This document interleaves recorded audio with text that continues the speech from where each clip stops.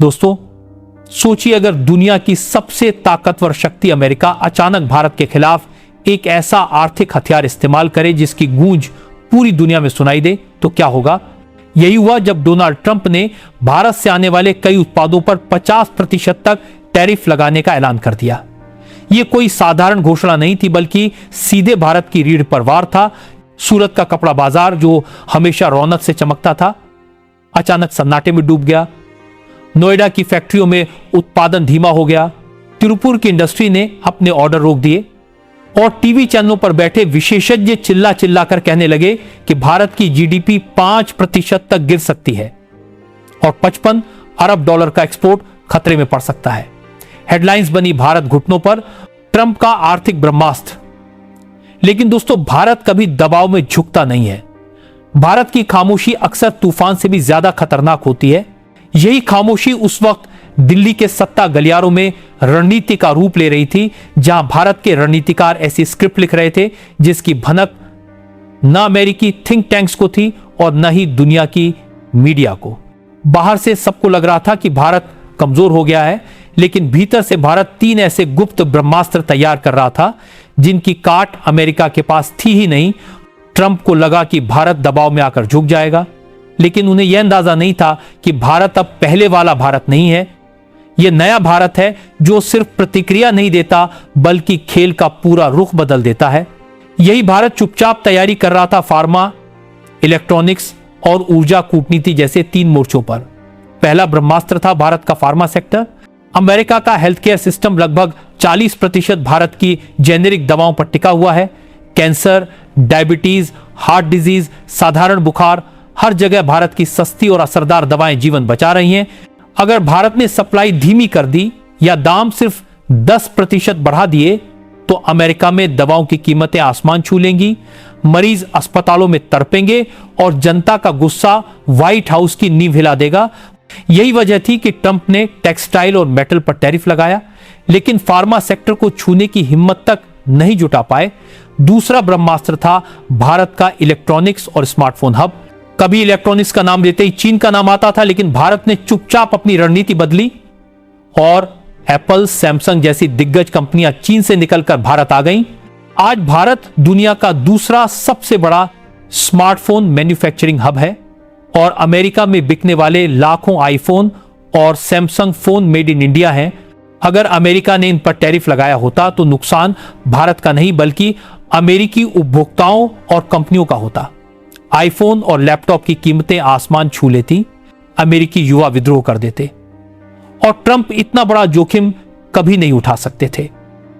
तीसरा और सबसे रणनीतिक ब्रह्मास्त्र था भारत का ऊर्जा और कूटनीतिक संतुलन। अमेरिका अच्छी तरह जानता था कि एशिया में चीन को रोकना है तो भारत का साथ अनिवार्य है। क्वाड हो, इंडो पैसिफिक स्ट्रेटजी हो या ग्लोबल सिक्योरिटी की कोई भी योजना भारत के बिना अधूरी है। अगर अमेरिका ने भारत पर ज्यादा दबाव बनाया तो भारत रूस और चीन के साथ अपने रिश्ते और गहरे कर लेता और यही डर ट्रंप को हर वक्त परेशान करता रहा। ऊर्जा के मोर्चे पर भी भारत ने बड़ा संतुलन बनाया। आज भारत न सिर्फ पेट्रोलियम उत्पादों का बड़ा खिलाड़ी है, बल्कि रिन्यूएबल एनर्जी टेक्नोलॉजी में भी दुनिया का नेतृत्व कर रहा है। यानी अमेरिका चाहे जितनी ताकतवर चाल चले, भारत के इन 3 ब्रह्मास्त्रों ने उसे हर बार चेकमेट कर दिया। बाहर से भले ही सूरत का बाजार उदास था, नोएडा की फैक्ट्रियां धीमी थीं, तिरुपुर के ऑर्डर रुके थे, लेकिन भीतर से भारत ने यह साबित कर दिया कि संकट सिर्फ भारत की परीक्षा नहीं, बल्कि भारत की ताकत को दुनिया के सामने रखने का मौका भी है। और यही पहला चरण था इस आर्थिक जंग का। दोस्तों, अब आते हैं इस कहानी के दूसरे और निर्णायक हिस्से पर, जहां भारत ने न केवल अमेरिका की चाल को समझा, बल्कि उसे मात भी दी।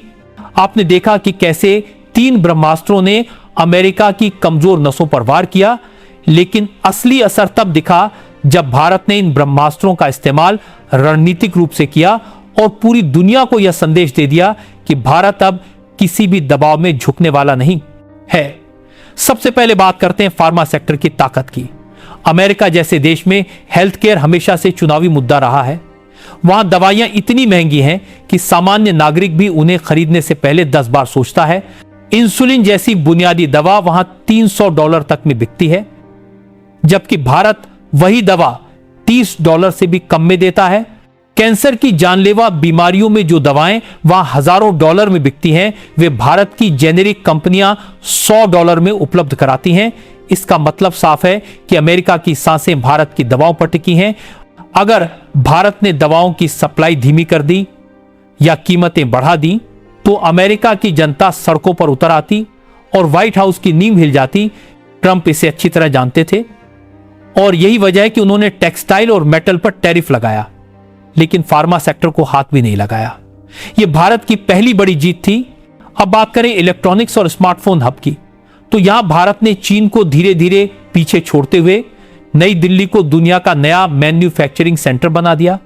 एप्पल ने अपने आईफोन का प्रोडक्शन भारत में शिफ्ट कर दिया।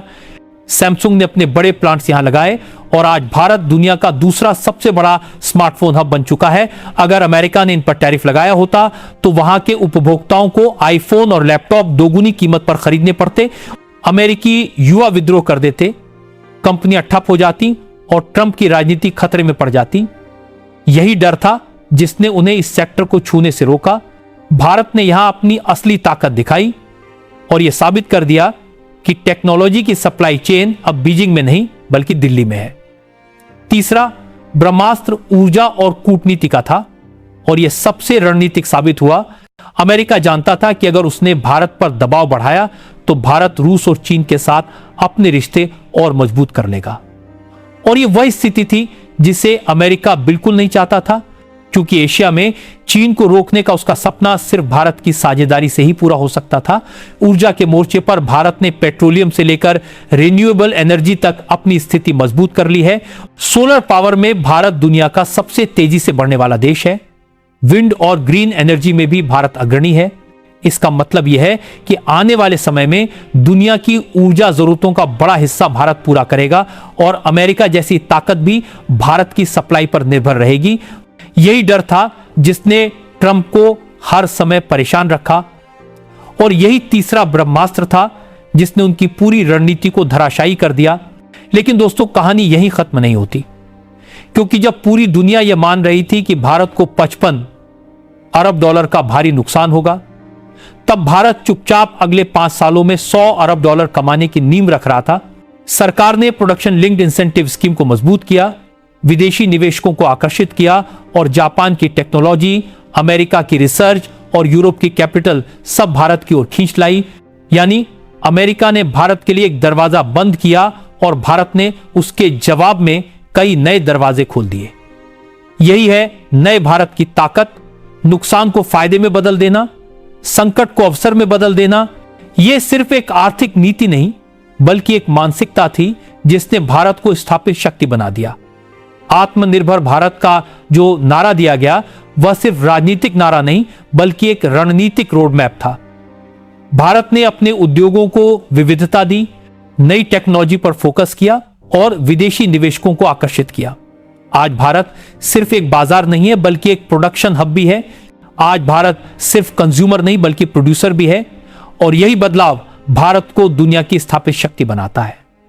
ट्रंप का 50% टैरिफ दाम दरअसल भारत के लिए एक वेकअप कॉल था, एक ऐसी घंटी जिसने हमें याद दिलाया कि हमें अपनी अर्थव्यवस्था को और मजबूत, आत्मनिर्भर और भविष्य केंद्रित बनाना है। भारत ने इस मौके का फायदा उठाया और जहां दुनिया ने सोचा कि भारत टूट जाएगा, वहीं भारत और मजबूत हो गया। यही है नए भारत की पहचान, यही है नए भारत की ताकत। और दोस्तों, इस पूरी कहानी का सबसे बड़ा संदेश यही है कि भारत अब पहले वाला भारत नहीं रहा। यह वह भारत है जो संकट से भागता नहीं बल्कि संकट को अवसर में बदलता है। यह वह भारत है जो बिना शोर मचाए, बिना युद्ध लड़े, सिर्फ अपनी रणनीति और दिमाग से दुश्मन को हराता है। फार्मा सेक्टर ने अमेरिका की हेल्थ केयर प्रणाली को भारत पर निर्भर बना दिया। इलेक्ट्रॉनिक्स ने टेक्नोलॉजी की सप्लाई चेन को भारत के हाथों में ला खड़ा किया और ऊर्जा व कूटनीतिक संतुलन ने यह साफ कर दिया कि अगर भारत साथ छोड़ दे तो अमेरिका की पूरी एशियाई रणनीति धराशायी हो जाएगी। यही तीनों ब्रह्मास्त्र थे जिन्होंने भारत को अपराजय बना दिया। और निष्कर्ष यही है कि भारत अब दबाव में झुकने वाला नहीं है बल्कि भारत अब दुनिया की दिशा तय करने वाला है। आने वाले वर्षों में यह साफ है कि भारत सुपर पावर बनने की ओर तेजी से बढ़ रहा है और यही है नए भारत की पहचान। अब भारत झुकता नहीं, भारत झुकाता है।